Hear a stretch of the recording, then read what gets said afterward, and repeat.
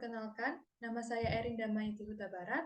Di sini saya akan melakukan analisis butir soal dengan menggunakan aplikasi Anates, yakni dengan menganalisis tingkat validitas, reliabilitas, tingkat kesukaran, dan daya pembeda soal.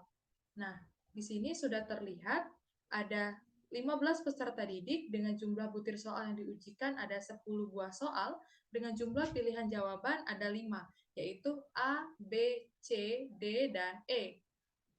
Nah, dari data mentah ini, kita akan melakukan uji validitas, reliabilitas, tingkat kesukaran, dan daya pembeda dari soal yang sudah diujikan. Nah, untuk melihat skor data, kita mengklik bagian skor, maka akan muncul skor dari masing-masing peserta didik tersebut. Nah, untuk melakukan uji reliabilitas, di sini sudah terlihat bahwa tingkat reliabilitas tes berjumlah 0,58, yang mana 0,58 ini termasuk ke dalam kategori yang sedang. Karena apabila reliabilitasnya ini di atas 0,7, maka itu termasuk ke dalam kategori yang tinggi. Apabila di bawah 0,50, itu termasuk ke dalam reliabilitas tes yang rendah. Karena ini termasuk ke dalam kategori yang sedang, yakni berada di interval 0,50 sampai 0,70, sehingga tingkat reliabilitas tes tersebut termasuk ke dalam kategori yang sedang.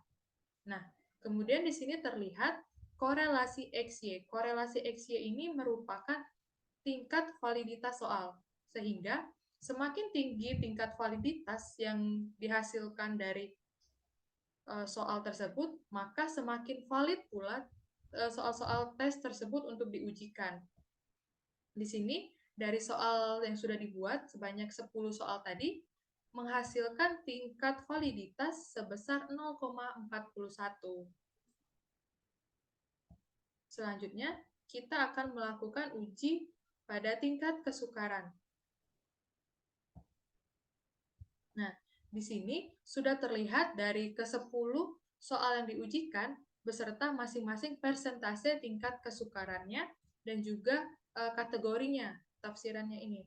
Nah, di sini pada soal nomor 1, tingkat kesukarannya 53% dengan kategorinya sedang. Soal nomor 2, tingkat kesukarannya 33% dengan kategori sedang juga. Kemudian soal nomor 3, tingkat kesukarannya 40% dengan kategori sedang. Soal nomor 4, tingkat kesukarannya 40% dengan kategori sedang. Soal nomor 5, tingkat kesukarannya 60% dengan kategori yang sedang. Soal nomor 6, tingkat kesukarannya 33% dengan kategori yang sedang. Soal nomor 7, tingkat kesukarannya 46 dengan kategori sedang. Soal nomor 8, tingkat kesukarannya 46% dengan kategori sedang.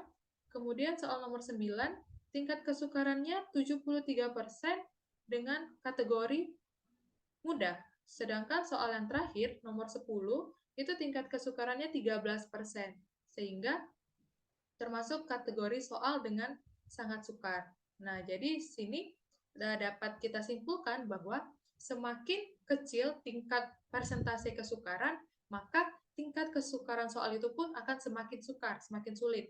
Nah, sedangkan semakin tinggi tingkat persentase kesukarannya ini, maka kategori dari soal yang tersebut itu termasuk ke dalam kategori mudah. Kemudian selanjutnya kita akan melakukan uji daya pembeda soal. Nah, di sini terlihat dari ke-10 butir soal beserta daya pembedanya dalam bentuk persen. Nah, di sini soal nomor 1 daya pembedanya 0%, soal kedua daya pembedanya 100%, soal ketiga daya pembedanya 75%, soal keempat daya pembedanya 100%, soal kelima daya pembedanya 0%, soal keenam daya pembedanya 50%, soal ketujuh daya pembedanya 25%, soal ke-8 daya pembedanya minus 25%, soal ke-9 daya pembedanya 25%, dan soal yang terakhir daya pembedanya 25%. Nah, daya pembeda ini apabila semakin tinggi daya pembedanya, maka semakin tinggi pula kemampuan soal tersebut untuk membedakan mana kelompok peserta didik dengan kategori yang unggul dengan kategori yang rendah, yang kurang. Nah, biasanya daya pembeda ini berkisar antara -1 sampai +1. Nah, karena ini dalam persen, artinya 100% ini sama dengan 1, dan yang -25% ini artinya minus 0,25. Nah, dari sini dapat disimpulkan bahwa apabila daya pembedanya itu di atas 50%, itu artinya daya pembeda tersebut pada soal itu termasuk ke dalam kategori yang baik. Contohnya di sini ada 100%, 75%, 100%, itu artinya soal nomor 2, soal nomor 3, dan soal nomor 4 ini daya pembedanya itu baik untuk diujikan ke dalam soal peserta didik. Kemudian di sini ada kategori yang cukup, yakni berkisar antara 30 sampai 50%. Nah, di sini pada soal yang nomor 6, itu termasuk ke dalam kategori daya pembeda yang cukup. Kemudian di sini untuk yang 25% seperti soal nomor 7, soal nomor 9, dan soal nomor 10 itu termasuk ke dalam kategori yang lemah, yakni berkisar antara 20 sampai 29%. Sehingga daya pembeda pada soal tersebut termasuk ke dalam kategori yang lemah. Kemudian untuk kategori yang sangat lemah itu daya pembedanya berkisar antara 0 sampai 19%. Nah, di sini bisa dilihat soal nomor 1 dan soal nomor 5 itu daya pembedanya 0%, sehingga itu sangat lemah.